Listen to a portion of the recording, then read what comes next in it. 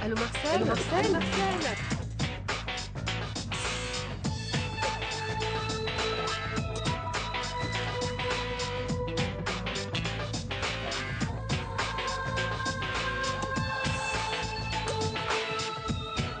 Allô Marcel? Allô Marcel? Marcel?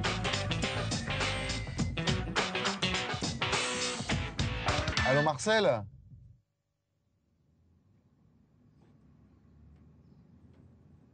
Bon, eh bien voilà, je crois que je vous ai tout dit. 35 000 km au compteur, pas une égratignure. Je vous laisse 5 minutes pour réfléchir le temps que vous preniez votre décision. Mais ne tardez pas trop parce que ce soir je vois une personne qui est intéressée. Oui, mais en ce qui concerne les parties mécaniques... Il n'y a pas de problème, elle tourne comme une horloge. Je vous laisse réfléchir. Alors, qu'est-ce que t'en penses? Bah écoute, j'en sais trop rien, hein, et puis il peut nous raconter ce qu'il veut. Et qu'est-ce qui nous dit qu'il n'y a pas un vice caché, d'ailleurs? Arrête d'être toujours négative. Regarde cette bagnole, elle est super.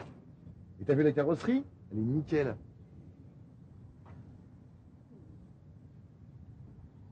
Alors, vous la prenez? Ouais, je crois qu'on va la prendre. Marché conclu. Vous venez à l'intérieur, on va régler les derniers détails.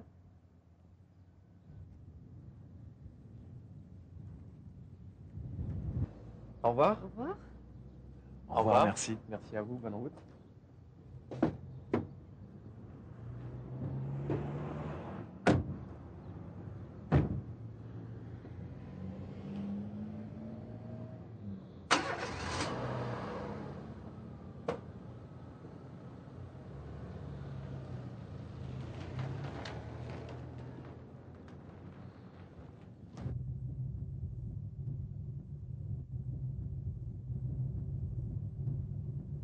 Bah, qu'est-ce que c'est que ça, là? Bah quoi? Là, le voyant, regarde. Quel voyant? Ah, tu vois, je te l'avais dit, j'avais un mauvais pressentiment avec cette voiture, moi. Écoute, c'est pas grave, on est presque arrivé, là. Ah bah ça commence bien. Bah, et c'est quoi ce voyant, là? Alors là, j'en sais rien. Tu sais, moi, la mécanique... Je te préviens, dès qu'on rentre à la maison, j'appelle Marcel. Lui, au moins, saura nous dire si c'est grave. Ah, moi, je te préviens, la mécanique. Oh, mais j'y crois pas, c'est pas vrai.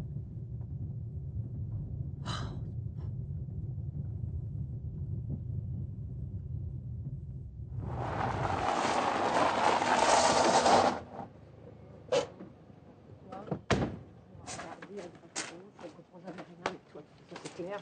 Un petit peu noir, quand même. C'est clair là, hein.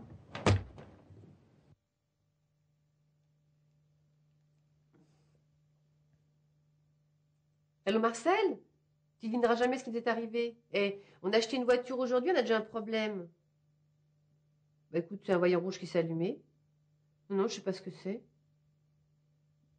Dis Marcel, est-ce que je pourrais passer au garage demain pour que tu puisses regarder ça de plus près?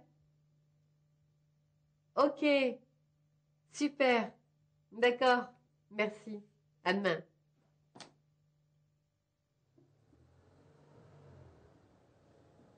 Bonjour Catherine, alors qu'est-ce qui se passe? Oh, oh, écoute Marcel, c'est toujours ce voyant là qui est toujours allumé. Bon, bien, je vais regarder ça de plus près.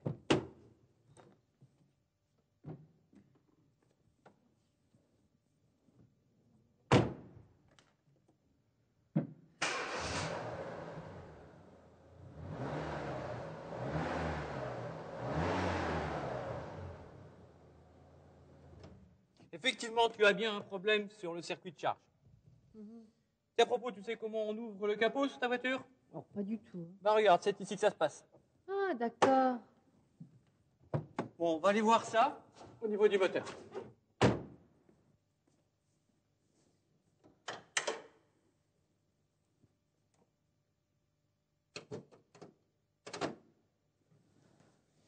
Bon, la batterie. Bon, ça peut pas venir de ça. Les câbles, non. L'alternateur, ça va. Oh bah, il n'y a plus de courroie. Bon bah la panne n'est pas trop grave. Regarde par toi-même, il n'y a plus de courroie. Mais attends, tu peux réparer ça? Oui. Ah, mais ça va prendre combien de temps? Oh bah écoute, on va faire les choses dans l'ordre. Tu viens avec moi?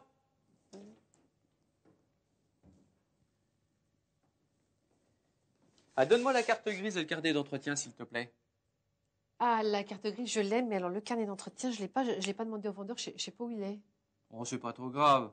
Ça t'aurait permis de vérifier les différentes opérations effectuées sur ton véhicule. Ah oui, vous venez d'acheter le véhicule à un particulier et vous n'avez pas encore effectué le changement de propriétaire. Mais non, parce que comme je t'ai dit, je l'ai acheté hier, donc j'ai pas vraiment eu le temps là. Oh, ça n'a pas trop d'importance. J'ai seulement besoin des renseignements concernant le type de véhicule pour rechercher la référence de la courroie. Tu sais, il en existe plusieurs modèles pour un même véhicule en fonction des différents types d'équipements. Ah oui, j'imagine, oui. Bon, je vais remplir ton ordre de réparation. Nom. Prénom. Oh, l'adresse, non. La ville, non plus. Code postal. Marque. Modèle. Bien. Eh bien, écoute, on va faire le tour de véhicule. D'accord.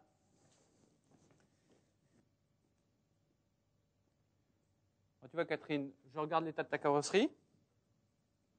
Oui, ça va. Et je vais vérifier le numéro de série.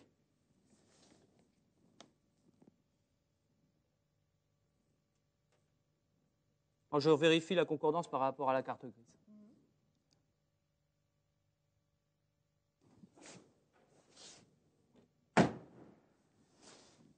Alors, tu vois, le contrôle technique est périmé. Comme tu viens d'acheter le véhicule, sa validité doit être de moins de 6 mois. Le vendeur aurait dû faire le contrôle technique avant de te vendre le véhicule. Tu risques une amende avec confiscation des papiers du véhicule. Bah, et toi, tu peux pas me faire le contrôle technique alors? Ah non. Le contrôle technique est réglementé. Il doit être effectué dans un centre agréé. Par contre, je peux te faire un pré-contrôle technique. Ah bah ok. Eh bien, ça marche. Fiche étape du contrôle technique. Le pré-contrôle technique suit les mêmes règles que le contrôle technique, c'est-à-dire que la personne chargée de ce travail devra contrôler les 125 points prévus par la norme officielle. Cette norme comprend les 10 chapitres suivants: immatriculation et identification du véhicule, freinage, direction, visibilité, éclairage, signalisation, liaison au sol, structure et carrosserie, équipement, organes mécaniques, pollution et niveau sonore du véhicule. Mais en fait, Marcel, une voiture, comment ça marche? Ben, pour qu'une voiture fonctionne, il lui faut de l'énergie. Chaîne cinématique du moteur. L'énergie provient du carburant que l'on met dans le réservoir et qui, mélangé à un comburant, oxygène de l'air, est enflammé par l'étincelle produite par la bougie. La pression des gaz en combustion chasse le piston. Le vilebrequin transforme le mouvement alternatif du piston en un mouvement de rotation qui, en passant par l'embrayage, la boîte de vitesse, le pont différentiel et les arbres de transmission, entraîne les roues motrices. Chaîne cinématique du véhicule. Une fois le véhicule lancé, il faut pouvoir le guider à l'aide de la direction, le ralentir ou le stopper à l'aide du système de freinage. Par ailleurs, les éléments de suspension contribuent au confort et à la tenue de route du véhicule. Sans oublier les pneumatiques qui ont la lourde tâche d'assurer le contact permanent de la voiture avec le sol, évitant ainsi le risque d'une perte de contrôle de sa trajectoire. Protection intérieure du véhicule. Avant de monter dans le véhicule, le mécanicien doit le protéger intérieurement. Pose de housse de siège, film de protection sur le volant, film de protection sur le levier de vitesse, papier protège-tapis au sol. Identification du véhicule. L'identification du véhicule consiste à contrôler la correspondance des plaques d'immatriculation avant et arrière avec la carte grise ou tout document officiel fourni par le client. Pression des pneus. Maintenant, Marcel va contrôler la pression des 4 pneumatiques suivant les prescriptions du constructeur. Comme le véhicule est chaud, il en tient compte et ajuste à environ 0,3 bar au-dessus de la pression préconisée à froid. Contrôle pollution. Cette étape consiste à contrôler la conformité des gaz d'échappement à l'aide d'un analyseur homologué. Mettre la sonde dans l'échappement après s'être assuré que le moteur est à température normale de fonctionnement. Pour les véhicules immatriculés après le 1er janvier 1993, la teneur en CO doit être inférieure à 0,5% au ralenti et à 0,3% au ralenti accéléré. Les valeurs sont ici conformes. Contrôle équipement intérieur. Ce contrôle se propose de vérifier l'état et la fonctionnalité des ceintures de sécurité. L'opérateur profitera de cette séquence pour contrôler aussi le fonctionnement du levier de frein à main, de l'assistance du freinage, du changement de vitesse, des voyants d'alerte au tableau de bord, ainsi que la course de la pédale de frein. Des sièges, du volant. Marcel en profite pour contrôler l'absence de jeu dans la direction. Marcel met ensuite le contact de manière à pouvoir s'assurer du bon fonctionnement des essuie-glaces, lave-glace et de l'avertisseur sonore. Il contrôle l'état et la fixation du rétroviseur intérieur. Contrôle suspension, freinage sur banc. Vu la conception du banc, Marcel, dans un premier temps, contrôle l'état des suspensions avant. Vérification de l'ensemble, ressort, amortisseur, accouplement au véhicule.